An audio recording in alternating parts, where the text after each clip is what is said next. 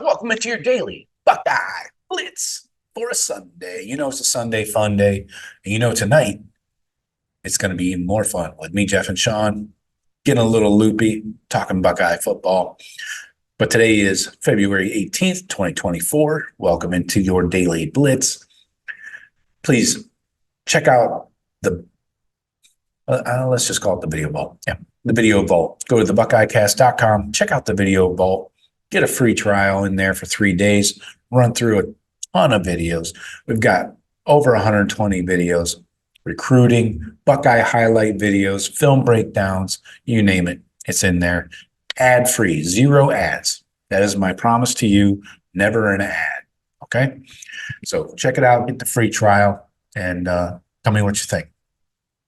Today we're talking top 10 team win totals. So we're going through the way too early top 10 as it stands right now anyway. And we're going to do the team win totals for each team here.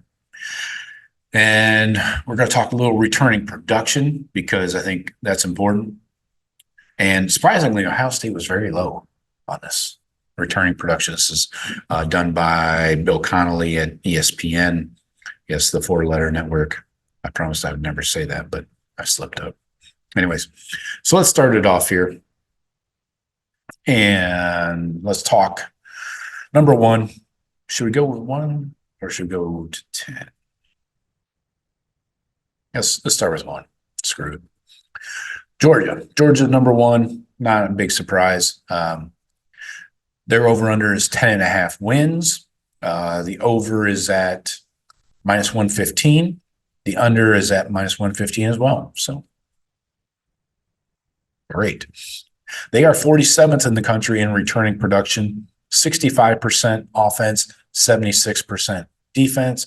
So wait, what did I say?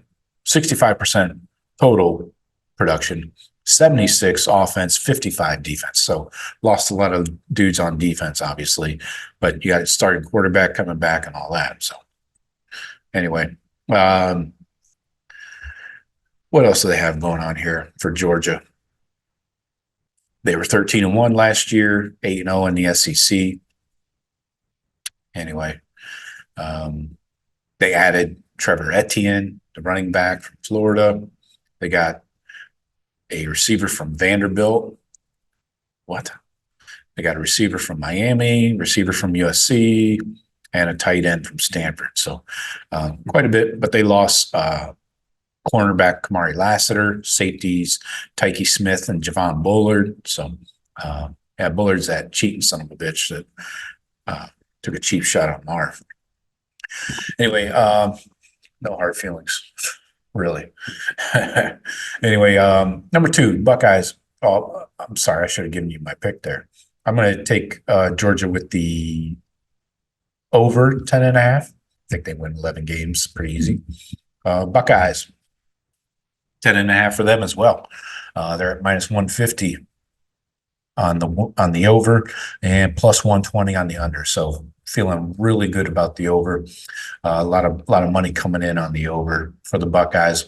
You got an 11-2 record last year, 8-1 in the Big Ten. You add Will Howard, Quinshon Judkins, Caleb Downs, the star of this transfer class. You bring in Chip Kelly to run the ball. You still got all the guys coming back: Emeka, Travion, JT, Jack, Denzel Burke, Hancock. This is easily an over, if I had to tell you. Over the 10.5. Oregon's up next. Oh, I should have checked the returning production. I wanted to tell you that was really, we're 70th in the country in returning production, 61% total. It's exactly half, 61% offense, 61% defense. So across the board, it's exactly identical. So that's really low to me. But anyway, Oregon up next. They are over under 10.5 wins as well. Their over is -135. Under, oh no, I'm sorry. Their under is -135. So you're getting some juice here on the under. Over, you're getting some value with 10.5 wins at plus 105. So I would consider that. They were 12-2 last year, and they brought in Dylan Gabriel at quarterback, a safety from K-State, cornerback Muhammad from Washington. So they got some portal guys to help them out. Now let's see. Their return in production can't be that great. 1 second. Oregon is 28, so it's actually very good. 69% total, 68% offense, 70% defense. All right. So I'm going to take the under. I think they go under 10.5, mainly because they play in the Big Ten now. Texas is up next, number 4, 10.5 wins. The under is minus 125. The over is minus 105. So let's see what Texas has going on here. They went 12-2 last year. You got Quinn Ewers coming back, of course. And then you got the former Georgia receiver, A.D. Mitchell. You got Xavier Worthy still there. And then you got the tight end, Jatavian. Oh, he jumped to the NFL. Got transfers, Isaiah Bond coming in, Matthew Golden. So you got some portal pieces there that could help. But Texas is joining the SEC now. So I'm leaning towards the under. Yeah, I think they're going to be lucky to win 10 games. So the under minus 125. Next up, Notre Dame. Now, I could not find any books that were giving a team total for Notre Dame yet. So I'm going to set it at 9.5. They always seem to lose like 2 games that you don't expect them to. But I have their schedule here. They're at Texas A&M, home to Northern Illinois, at Purdue, home to Miami of Ohio, home versus Louisville, then a bye, then home to Stanford. Then they go at Georgia Tech, then versus Navy is at MetLife Stadium, then another bye. Why 2 byes? That could definitely help. Then they got home versus Florida State, home versus Virginia. They play Army at Yankee Stadium. Again, not a fan of shoehorning a fucking football stadium into a baseball stadium. Then at Southern Cal to finish the season, of course. So I'm going over 9.5, under. I don't know. Let's look at. They brought in Riley Leonard. I know he's good. Got a new OC though. He added a receiver, Chris Mitchell from FIU. Big deal. Bo Collins from Clemson. I'm not impressed. They lost both tackles, right? Joe Alt and Blake Fisher. Those guys are gone. Yeah. I'm going under. I think they get 9 wins. Notre Dame gets 9 wins. Ranked number 5 right now, by the way. Next up, we got number 6, Ole Miss. Over 9.5 wins at minus 145. Under 9.5 wins at plus 115. They were 11-2 last year. First 11-win campaign in their program history. Good job, Laney. But you lost your best running back to the Buckeyes. Sorry. They brought in some defensive guys. You got Walter Nolan from A&M. You got a defensive end from Florida. You got a linebacker from Arkansas. So really shored up that defense, which they had a problem with before. And then improve the O-line through the portal. Now, let's talk. They're 68th in returning production, so right there, just below Ohio State. 61% total, 71% on offense, only 52% on defense. So I'm going to go under the 9.5. Well, wait. That juice has to be there for a reason. I'm going over. I think they get to 10 wins. Lane killing it. Missouri, number 7. Over under 9.5 wins. The under is at minus 170. Over at plus 140. And they are 11-2 last year. They lost They lost their tailback, Schrader. That's right. Who did they bring in here? Well, they do have the receivers still.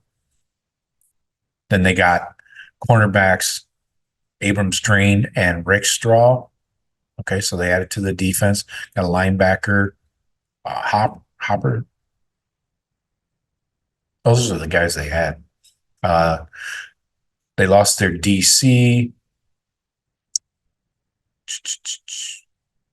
Oh, they got a Clemson corner and a linebacker from Georgia, defensive lineman from Florida. So shoring up the defense again there. I'm going to go under, definitely under 9.5 for Missouri. Next up, Penn State, over under 9.5 wins. The over is minus 135. The under is plus 105. Let's check. And State. They are 23rd in the country in returning production, 70%, 74% offense, 66% defense. The Knits won 10 games last year, but again, they're going to play a tough schedule. Got Drew Aller coming back. You still got Singleton, Katron Allen, Warren, the tight end. They brought in Tom Allen as new DC. Got transfers. Kimber from Florida, AJ Harris, the corner. They needed corner help from Georgia. Look for him to be huge. And then you got you lost Kalen King and Johnny Dixon, so they're replenishing the defense. I don't think it's enough. I'm going over for Penn State. I think they get to 10 wins. Bama up next. Bama way down here at 9. How about that? Sad. Not really. Over under 9.5. The under has the heavy juice minus 140. The over plus 110. Bama went 12-2 last year. Obviously, you're replacing the legend. You lost Julian Sand to the portal, to the Buckeyes. Sorry, not sorry. You lost Caden Proctor. But then you got 3 transfers in Austin Mack from Washington, receiver Jeremy Bernard, and O-lineman, whatever, Brailsford. Then they brought in a D lineman from A&M, LT Overton, and cornerback Damani Jackson from USC. Those are huge pickups. Really going to help them.